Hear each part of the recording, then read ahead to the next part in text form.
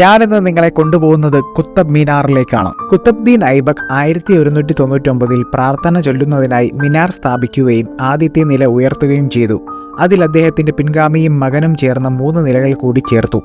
കുത്തബ് മിനാർ നിർമ്മാണം ആസൂത്രണം ചെയ്തതും ധനസഹായം നൽകിയതും ഇന്ത്യയിലേക്ക് കുടിയേറുകയും ഇസ്ലാം മതം കൊണ്ടുവരികയും ചെയ്ത ഖുരിദികളാണ്.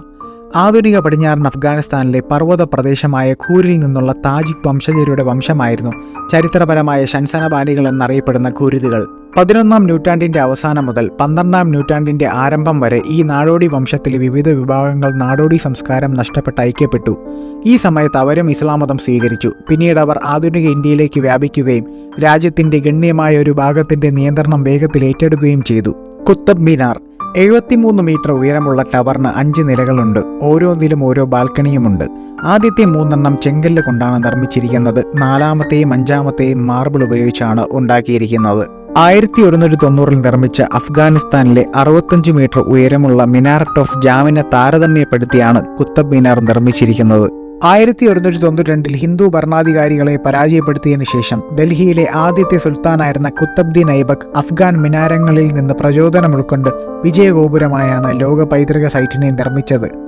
1175-76 കാലഘട്ടത്തിൽ പടിഞ്ഞാറൻ പഞ്ചാബിലെ മുൾട്ടാനും ഉച്ചും, 1177 പെഷാവാറിന് ചുറ്റുമുള്ള വടക്കു പടിഞ്ഞാറൻ പ്രദേശങ്ങളും, 1185-86 സിന്ധ് പ്രദേശവും ഗുരിദികൾ പിടിച്ചെടുത്തു. 1193 കുത്തബ്ദീൻ ഐബക് ഡൽഹി കീഴടക്കുകയും പ്രവിശ്യയിൽ ഒരു ഗുരിദ് ഗവർണർ ഭരണം നടപ്പിലാക്കുകയും ചെയ്തു. ചുവന്ന നിറത്തിലുള്ള കുത്തബ് മിനാർ ഇന്ത്യയിലെ ഏറ്റവും ഉയരമുള്ള ഗോപുരമാണ്. ഇതിന്റെ ചുവട്ടിൽ 14.32 മീറ്ററും മുകളിൽ 2.75 മീറ്ററും 72.5 മീറ്റർ ഉയരവുമുണ്ട്. 1192 ഡൽഹിയിലെ ആദ്യത്തെ സുൽത്താനും ആദ്യത്തെ മുസ്ലിം ഭരണാധികാരിയായ കുത്തബ്ദീൻ ഐബക്കാണ് കുത്തബ് മിനാർ നിർമ്മിച്ചത്. 1368 ഫിറോസ് ഷാ തുഗ്ലക്കാണ് ഇത് പൂർത്തിയാക്കിയത്. ചുവന്ന പരുത്ത മണൽക്കല്ല് സ്മാരകത്തിൽ രാജ്യത്തെ മുസ്ലിം ഭരണത്തിന്റെ ആദ്യകാല ഘടനകൾ അടങ്ങിയിരിക്കുന്നു.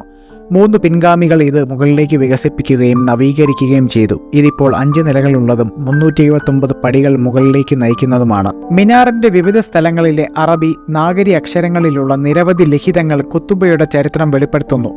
അതിന്റെ ഉപരിതലത്തിലുള്ള ലിഖിതങ്ങൾ അനുസരിച്ച് ഫിറോസ് ഷാ തുഗ്ലക്കും സിക്കന്ദർ ലോധിയും ഇത് നന്നാക്കി.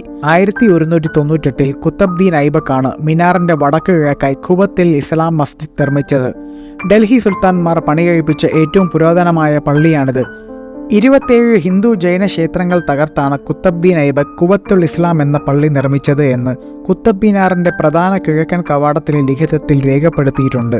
ഓരോ വിഭാഗവും നിർമ്മിക്കുന്ന വ്യത്യസ്ത വാസ്തുശില്പികളും നിർമ്മാതാക്കളും കാരണം കുത്തബ് മിനാറിന്റെ നിലകൾ വലുപ്പത്തിലും ശൈലിയിലും വ്യത്യാസപ്പെട്ടിരിക്കുന്നു.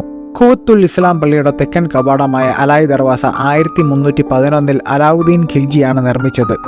ഖുവത്തുൽ ഇസ്ലാം മസ്ജിദ് 4 വശത്തേക്ക് നീട്ടി. അതിൽ 4 കവാടങ്ങൾ നിർമ്മിക്കാൻ അലാവുദ്ദീൻ ഖിൽജി പദ്ധതിയിട്ടിരുന്നെങ്കിലും 1316 അദ്ദേഹം അന്തരിച്ചതിനാൽ അലായ് ദർവാസ മാത്രമേ പൂർത്തീകരിക്കാനായുള്ളൂ. പള്ളിയുടെ തെക്കൻ കവാടമായി ഇത് പ്രവർത്തിക്കുന്നു. 1993 ദർവാസയും സമുച്ചയത്തിലെ മറ്റ് സ്മാരകങ്ങളും ലോക പൈതൃക സ്ഥലമായി പ്രഖ്യാപിക്കപ്പെട്ടു. ഇൻഡോ ഇസ്ലാമിക് വാസ്തുവിദ്യയിൽ ഇതിന് പ്രത്യേക പ്രാധാന്യമുണ്ട്. ഇസ്ലാമിക നിർമ്മാണ രീതികളും അലങ്കാരങ്ങളും ഉപയോഗിച്ച് നിർമ്മിച്ച ആദ്യത്തെ ഇന്ത്യൻ സ്മാരകമെന്ന നിലയിൽ ഇതിനെ കാണുന്നു. നിരവധി ശവകുടീരങ്ങൾ, മസ്ജിദ്, ഇരുമ്പ് സ്തംഭം എന്നിവയുൾപ്പെടെയുള്ള കുത്തബ് മിനാർ ചുറ്റുപാടിനെ കുത്തബ് കോംപ്ലക്സ് എന്ന് വിളിക്കുന്നു. കുത്തബ് മിനാറിന് ചുറ്റുമുള്ള പച്ചപ്പുൽത്തകിടുകളുടെ ഒരു കോണിൽ ഡൽഹി സുൽത്താനേറ്റിന്റെയും യുനെസ്കോയുടെ ലോക പൈതൃക സൈറ്റിന്റെയും ഈ ഉയർന്ന സ്മാരകം ബ്രിട്ടീഷ് രാജ് കാലഘട്ടത്തിലെ അവശിഷ്ടമായി നിലകൊള്ളുന്നു. ഇതിനെ സ്മിത്ത് ഫോളി എന്ന് വിളിക്കുന്നു. ഒറ്റ നോട്ടത്തിൽ ഇത് അസാധാരണമായ ഒന്നല്ല. പൂന്തോട്ടത്തിന് സമീപമായിരിക്കുന്ന ഒരു പവലിയൻ, പക്ഷേ അതൊരിക്കൽ കുത്തബ് മിനാറിന്റെ മുകളിൽ നിൽക്കുകയായിരുന്നു. 13-ാം നൂറ്റാണ്ടിന്റെ തുടക്കത്തിൽ നിർമ്മിച്ച ഈ ഗോപുരം യഥാർത്ഥത്തിൽ 300 അടിയിലധികം ഉയരത്തിൽ നിലകൊള്ളുകയും യുഗങ്ങളിലുടനീളം നിരവധി അറ്റകുറ്റപ്പണികൾക്ക് വിധേയമാവുകയും ചെയ്തു.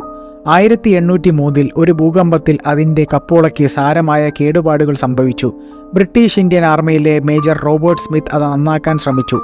അദ്ദേഹത്തിന്റെ തൂണുകളുള്ള കപ്പോള ടവറിന്റെ 6-മത്തെ നിലയായി 1828 സ്ഥാപിച്ചെങ്കിലും അതിന്റെ വാസ്തുവിദ്യാ ശൈലി പുരാതന സ്മാരകത്തിന് അനുയോജ്യമല്ലാത്തതിനാൽ 1848 അത് നീക്കം ചെയ്തു.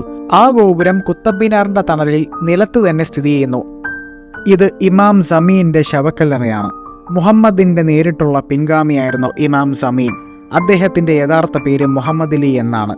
സൂഫിസത്തിലെ ചിശ്തി വിഭാഗത്തിൽപ്പെട്ടവനായിരുന്നു ഇമാം സമീൻ. സുൽത്താൻ സിക്കന്ദർ ലോധിയുടെ ഭരണകാലത്ത് അദ്ദേഹം തുർക്കിസ്ഥാനിൽ നിന്ന് ഡൽഹിയിലേക്ക് കുടിയേറി. തുടർന്ന് കുത്തബ് മിനാർ സമുച്ചയത്തിലെ ഖുവത്തുൽ ഇസ്ലാം പള്ളിയുടെ ഇമാമായി തീർന്നു. ഹുമയൂണിന്റെ ഭരണകാലത്ത് 1537 1538 ഇടയിൽ സമീൻ നിർമ്മിച്ചതാണ് ഈ ശവകുടീരം എന്ന കവാടത്തിലെ ലിഖിതത്തിൽ പറയുന്നുണ്ട്. 1539 അദ്ദേഹം അന്തരിച്ചു. അലായ് ദർവാസയുടെ കിഴക്കായി സ്ഥിതി ചെയ്യുന്ന ഈ ശവകുടീരം യഥാർത്ഥ സ്മാരകങ്ങളുടെ കൂട്ടത്തിന് ശേഷം വളരെ കാലത്തിന് ശേഷം നിർമ്മിച്ചതാണ്. ഇത് കുത്തബ് മിനാർ സമുച്ചയത്തിന്റെ അവസാന കൂട്ടിച്ചേർക്കലായിരുന്നു. ഇമാം സമീനെ ശവകുടീരത്തിന്റെ മധ്യഭാഗത്താണ് അടക്കം ചെയ്തിരിക്കുന്നത്.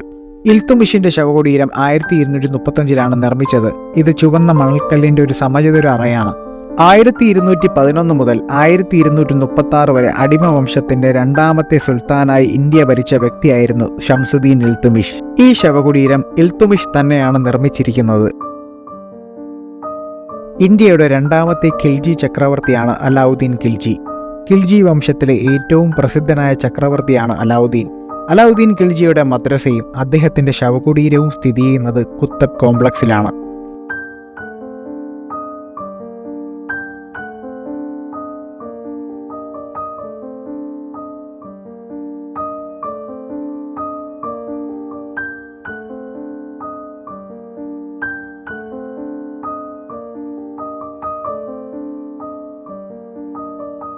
കുത്തബ് മിനാറിന്റെ വടക്ക് ഭാഗത്തായി നിലകൊള്ളുന്ന അലൈ മിനാർ അലാവുദ്ദീൻ ഖിൽജി ആരംഭിച്ചത് പഴയ മിനാറിന്റെ ഇരട്ടി വലിപ്പം ഉണ്ടാക്കുക എന്ന ഉദ്ദേശത്തോടുകൂടിയാണ്.